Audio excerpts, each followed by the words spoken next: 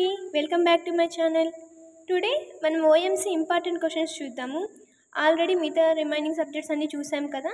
So ఈరోజు OMC important questions చూద్దాం. First of all మనం వెయిటేజ్ చూసుకుందామండి. First chapter 11 marks, second chapter 14 marks, and third chapter 11 marks, and fourth chapter 24 marks. 10 marks question కూడా ఇందులో నుంచే వస్తుంది. ఇంకా ఫిఫ్త్ చాప్టర్ వచ్చేసి 20 మార్క్స్ అండి.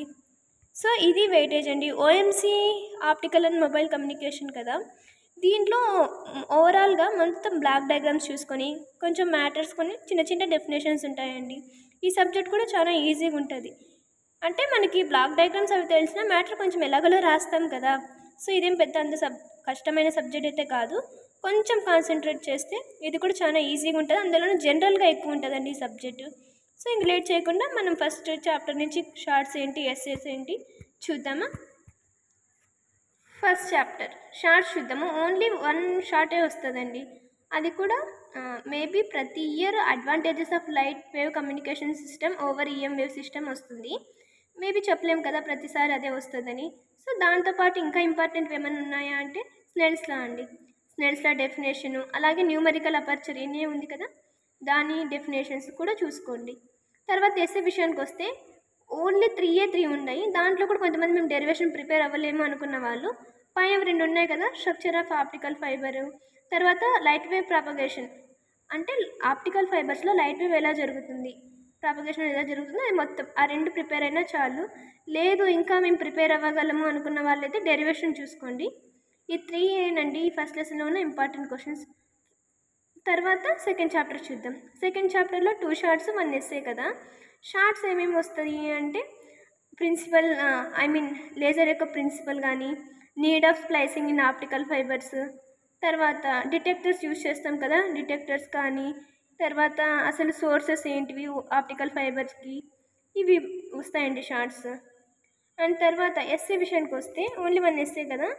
So construction and working of laser గురించి రావచ్చు, block diagram of fibre optic communication, ఇది ఎక్కువ రిపీట్ అయిందండి. వర్కింగ్ ఆఫ్ లేజరు, తర్వాత బ్లాక్ డయాగ్రాము, తర్వాత ఈ ఎక్స్ట్రెన్సిక్ ఇంట్రెన్సిక్ క్లాసెస్ అని ఉంటాయి కదా, వాటి గురించి ఎక్స్ప్లెయిన్ చేయాలి. అంటే అవి ఎలా జరుగుతుంది, ఏ కండిషన్స్ ఉండాలి.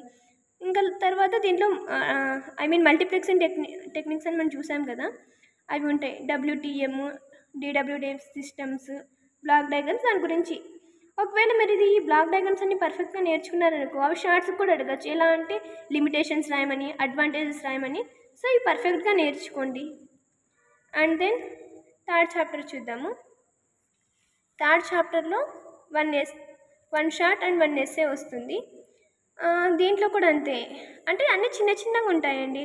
ఇప్పుడు మనం for suppose distinguish between pulsed and DTMF dialling ఉంది కదా, తర్వాత ఇన్ బ్యాండ్, అవుట్ బ్యాండ్, ఇవన్నీ లిమిటేషన్స్, అడ్వాంటేజెస్ ఫస్ట్ ఇంపార్టెంట్ అండి ఫస్ట్ క్వశ్చన్ షార్ట్కి కూడా.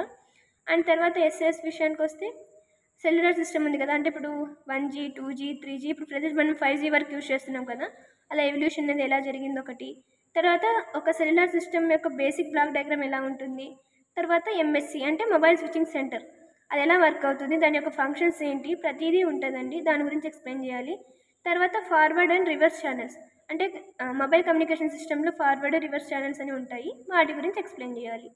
అండ్ ఫోర్త్ చాప్టర్ వచ్చేసి 1 essay, 2 shorts, along with 10 marks question. 10 marks question ఖచ్చితంగా మేము అటెంప్ట్ చేయాలి అనుకున్న వాళ్ళు ఈ లెసన్ బాగా చదవండి. వెయిటేజ్ కూడా ఎక్కువగానే ఉంది. అంటే ఈజీగా పాస్ అవ్వాలంటే 4th చాప్టర్ 5th చాప్టర్ చదివినా సరిపోతుంది. ఎందుకంటే 5th చాప్టర్ నుంచి 3 షార్ట్స్ వస్తాయి, అది అక్కడ చెప్తాను. ఇప్పుడు ఇక్కడ చూడండి. హెక్సాగానల్ సెల్ సైట్ ఎందుకు కావాలి మనకు, తర్వాత అనలాగ్ సెల్యులర్ సిస్టంలో డ్రాబ్యాక్స్, మల్టిపుల్ యాక్సెస్ టెక్నిక్స్లో టైప్స్, ఈ కంపారిజన్ ఉంది కదా, ఈ కంపారిజన్ 8 మార్క్స్కి అడగచ్చు, షార్ట్స్కి అడగచ్చు. సో మీరు బాగా ప్రిపేర్ అయితే అటు షార్ట్కి వచ్చినా రాయొచ్చు, ఇటు ఎస్ఏకి వచ్చినా రాయొచ్చు. అండ్ దెన్ ఎస్ఎస్ చూద్దాము. తర్వాత call progress in the cellular telephone system ఒకటి, తర్వాత TDMA దాని యొక్క ఫీచర్స్, ఫ్రేమ్ స్ట్రక్చరు, ఇలా CDMA, TDMA, ఇవన్నీ ఇంపార్టెంట్ అండి. అంటే ఏది అడుగుతారో చెప్పలేము కదా, సో అవి.